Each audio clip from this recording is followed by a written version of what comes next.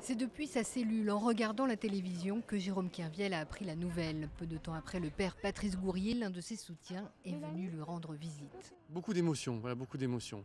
Et puis ensuite, on a discuté un petit peu de ce qui s'est passé et de l'avenir. C'est son avocat qui a annoncé la remise en liberté de Jérôme Kerviel sous bracelet électronique.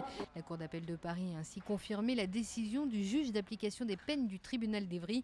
En première instance, ce magistrat avait estimé que Jérôme Kerviel ne représente aucun danger pour la société. Il va reprendre le cours d'une vie tout à fait normale pour ce qui est de son projet professionnel, qui est un des ingrédients de cet aménagement qui vient de nous être octroyé. Et au-delà, pour ce qui sera de son temps libre, il va consacrer une très grande partie de son temps libre à des engagements citoyens. À partir de lundi, Jérôme Kerviel sera tenu de rester dans l'appartement qui lui a été prêté entre 20h30 et 7h du matin, du lundi au vendredi. Il va travailler pour une société de conseil en informatique. La Société Générale n'a pas souhaité commenter la remise en liberté de son ancien trader. Reste que Jérôme Kerviel comparaîtra libre pour la prochaine audience qui l'oppose à la banque dans le volet civil de l'affaire. Une audience prévue dans 15 jours à la Cour d'appel de Versailles.